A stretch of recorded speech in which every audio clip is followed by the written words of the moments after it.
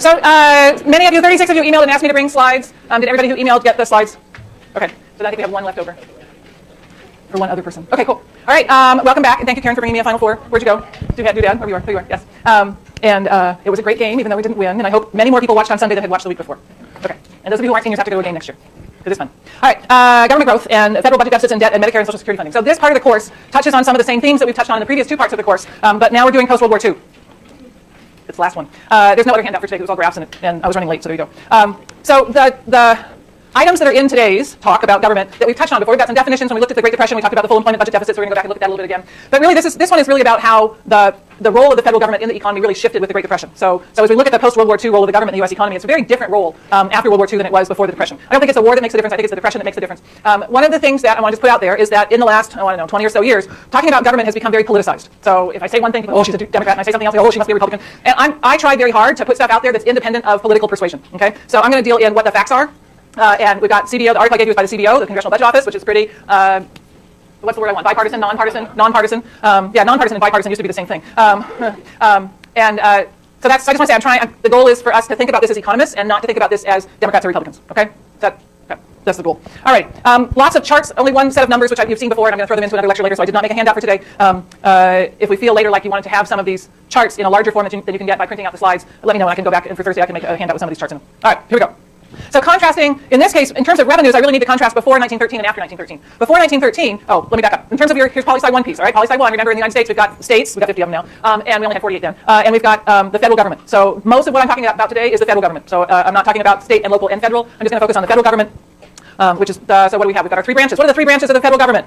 Executive, legislative, judicial. Good job. Okay. The legislative is the Senate and the Congress. A lot of times when we talk about economic policies, we'll align them with the administration, and we'll talk about Bush administration, so I talk about the Bush tax cuts or the Obamacare policy, so we give them the name of the person who was president, but of course these are not policies that are put in place by the president. These are policies that are enacted by Congress during a particular presidential administration. The rest of take poli-sci 1 or 2 or whatever it is, where you learn the things that you all clearly learned in AP government and you're really good on. So good. All right, before 1913, for the federal government, the tariff was the primary source of revenue. So the tariff, remember, that's a tax that's imposed on imported goods. That was the primary source of revenue. I didn't even talk about tariff policy in the 19th century. I could have done a whole lecture, because it bores me to tears, on tariff policy and the increases and decreases in the politics of changing tariffs and retaliatory tariffs and all that kind of good stuff, and the political pressures to increase tariffs as a way of protecting industries in the United States, and then pressures to relieve the tariffs and so on. But regardless of that whole story that we didn't tell, the bottom line of it would have been this, that the tariff was the primary source of revenue for the federal government throughout the 19th century.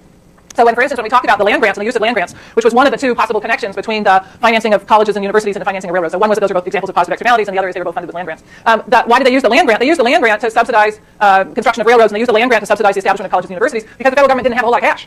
Right? The cash they did not have. They were land rich and cash poor. And so that was why the land grant was a popular way of subsidizing activities in the 19th century. In 1913, a constitutional amendment is enacted. This takes the positive vote of 3/4 of the state legislatures and so on and so forth. A constitutional amendment is enacted that allows the federal government to implement a income tax. So prior to the amendment, which one is it? I don't know.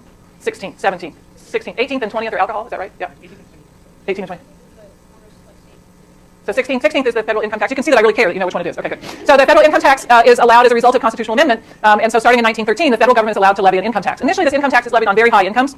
It's a relatively high rate, marginal tax rate, but it's a relatively high marginal tax rate on the top 5-10% of the population. And now, of course, we have federal income taxes that come way down in the income stream. The other piece about the pre-Great Depression, pre-1913 or so, is there's this ongoing tension that we've seen before between federal rights and states' rights. So they use the land grants to support colleges and universities. That's a federal subsidy. That was enacted when? During the Civil War, when the Southerners are not there, because the Southerners are very anti-federal, pro-states' rights. We have land grants for railroad development.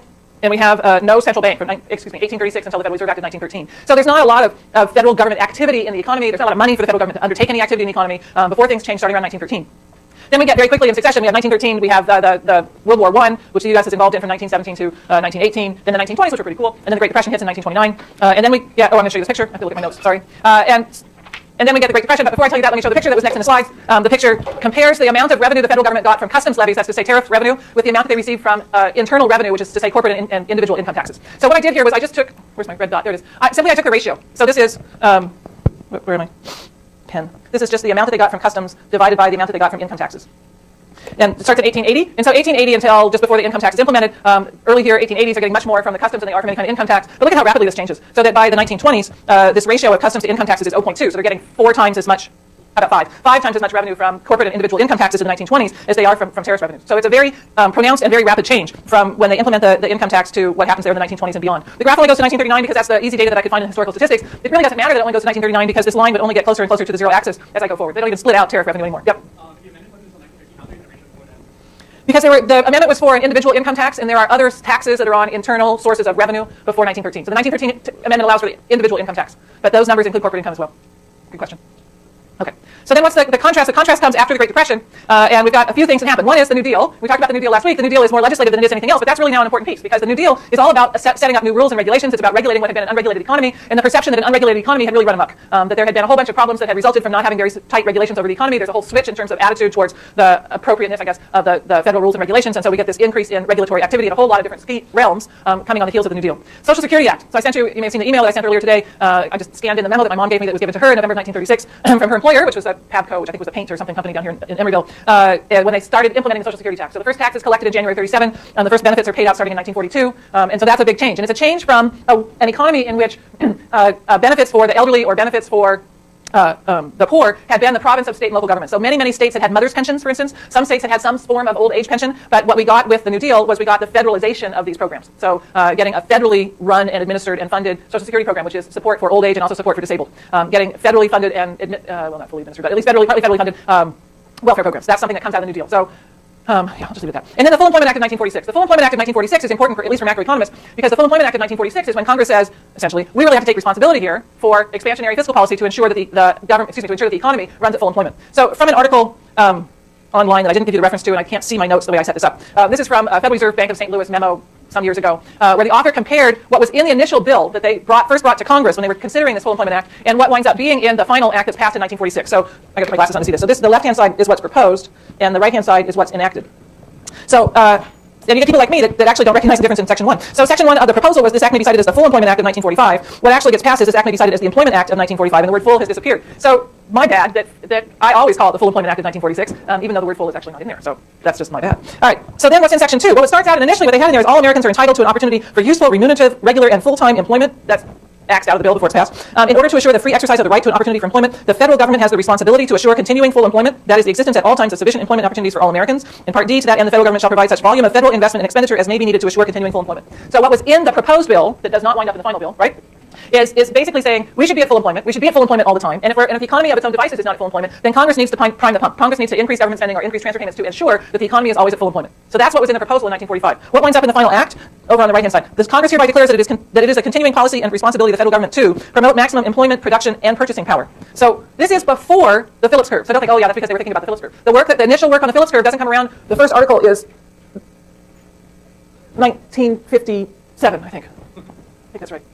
So this is all before the very first work that's done on the Phillips curve and this trade-off between unemployment and inflation. Nevertheless, what the transition from what was proposed to what was enacted seems to indicate is an awareness, either an awareness that having full employment all the time may not be good for prices, or at least an awareness that Congress ought to take into account not just employment but prices as well. And so they remove the Congress has to make sure that there's full employment, but they still have in here language about promoting maximum employment but also purchasing power.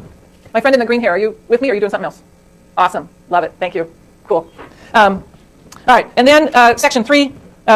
They again remove this sentence about for assuring continuing full employment. So the Full Employment Act becomes the Employment Act. There's less of an emphasis on always conducting policy so as to ensure full employment. So they're going to allow there to be recessions, but there's still nevertheless a recognition that there is a role for the federal government in aggregate demand. So it's a real. You remember that Keynes's general theory was published in 1936. So it's a real statement about a very rapid embracing of an economic theory by a whole bunch of politicians, right? So this is 9 years after the general theory has been published, and you get a bunch of politicians who are not necessarily the ones going to economic seminars at Harvard and Cambridge and so on, and they are saying we have responsibility based on this whole new theory from John Maynard Keynes. We have some responsibility here to help at least ensure maximum, if not full, employment of the economy.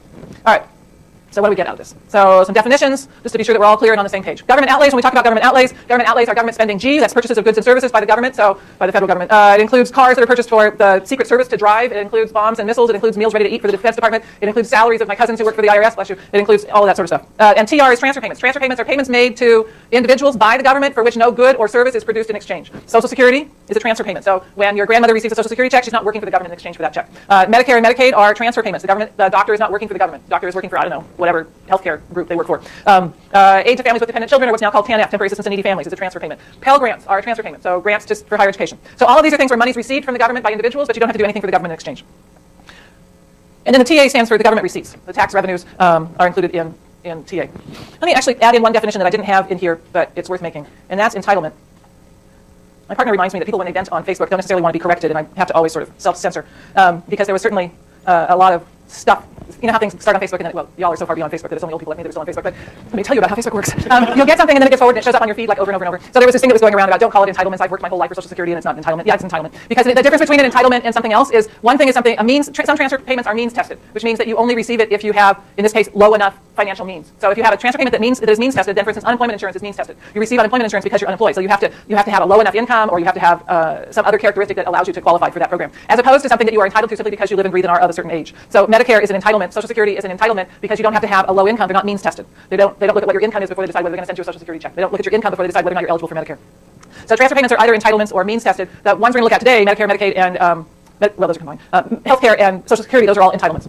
So they're not based on means. All right, more definitions. Government budget deficit or surplus. We take the difference between the outlays and the receipts. If in any one given year the outlays are more than the receipts, so G plus TR is greater than TA, we say that we have a budget deficit. If in any one year the receipts are more than the outlays, so if TA is greater than the sum of G plus TR, we say we have a budget surplus. Budget deficit and budget surplus, remember those terms are year-to-year terms. Now, the government's year actually is October 1 to September 30th. Other than my saying that in that sentence right there, I'm not going to worry about that. Okay, so it's still 12 months. It's just I don't know why they start the year in October instead of in January. Whatever, they do.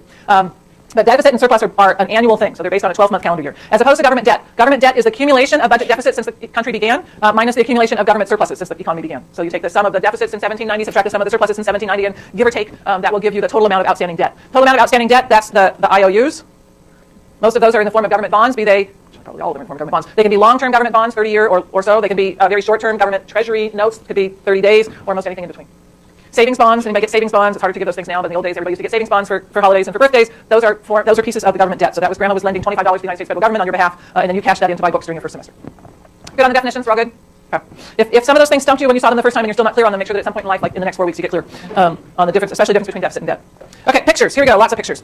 So this first one is the amount of dollars. So this is just raw dollars for government spending, transfers, and taxes. So all of this is going up over time. I don't think this graph really tells you much of anything because we've got an awful lot of inflation that starts here in the 1970s, and so anything that's measured in nominal terms is going to show quite an astounding increase starting in 1970. I suppose out of this I can get that the green line, which is government purchases of goods and services, is increasing at a lower rate, so it's not rising hand in hand with the transfer payments line, which is the sort of brownish line in between. Tax revenues up there go right. So on the far right, we've got the tax revenues going up and down. We've got a couple of tax cuts that are imposed in there, and then we've got, of course, the recession. So we've got both of those things, both the reduction in tax rates and then the recession are things that are going to lower the amount of tax revenues. So let me take this and instead express it as a share of GDP. So this graph looks at government spending and transfers as a share of GDP. It starts as well in 1929. The other one started in 1930. It's basically the same thing. This huge increase here in government spending as a share of GDP, that's World War II. So when we looked at those numbers of budget deficits and we had the budget deficit as a share of GDP increased to 30%, I think. Didn't it go from 3 to 30% between, say, 1938, 39 and 1943, 44? That's consistent with the amount of government spending going way up. So all of the auto factories that shifted over to war production, all of the salaries that went to the 12 million military, all of the meals ready to eat that were prepared for the military, that's a lot of bad food. All of that's captured in that spike in government spending. And then transfer payments are the greenish line along the bottom. For those of you who don't see green versus red, I also tried to make them different widths. So this here is the transfer payments line. So you can see they crisscross there somewhere in the 1970s. One thing I wanted you to note from this graph is that the government spending as a share of GDP has gone down. So government spending, the G, C plus I plus G as a share of GDP, this is federal government, remember, so I don't have state and local in here, is now a little bit less than 10%, whereas it had been more like 12% in the 80s and in the 60s as well. So we have a smaller share. Government spending as a share of the total economy is now smaller than it used to be. I think that gets lost sometimes in a lot of the rhetoric. I feel like some of what you should get out of today is some factoids, which, as my partner tells me, people don't want when they're ranting on Facebook. But if you feel compelled like I do to put truth out there, feel free. Maybe that's why I have fewer friends on Facebook than I used to. Actually, I started the whole Twitter thing. Yeah, I don't let students or former students on Facebook, but I will tweet. I'll let the tweeting thing be open to the world because so far there's nothing on there but basketball. Do I play? No. When I was in school, I'm sure your mother's already told you this. When I was in school, in girls basketball when we were in school, first off there was a 3 dribble rule. You could only dribble 3 times, and then you had to stop and pass it. And it was a half court game, so we didn't have a full court game. So everybody played on the same half court because they were worried it would mess up our menses if we ran too far. So. It was another day and age. What can I say? Okay, so there's those 2 pieces. Let me see. I've got some more pictures here. Government spending as a share of GDP. Here, what I want you to do. I want you to look at here's the 1930s. So we do get a shift with World War II. That the post-World War II share of government as a share of GDP. And now this government here is federal, state, and local. So it includes the state and local government as well. The previous slide was just federal government. So we certainly do get a jump from the 1930s to post-World War II. But then post-World War II, there has not been a huge increase in government spending as a share of the economy. Right? So if you listen to some of the memes that go on out there, you'll think, oh my gosh, the government share of the economy is just soaring. In fact, that's not the case. It's not that squint from the top row and that line's going to look like a straight line. The government share has been 20%, 19, 20, 21% since 1950. So it's a pretty steady share of the total economy. Okay, what about deficit and debt? Well, now here we're going to get some interesting stories. So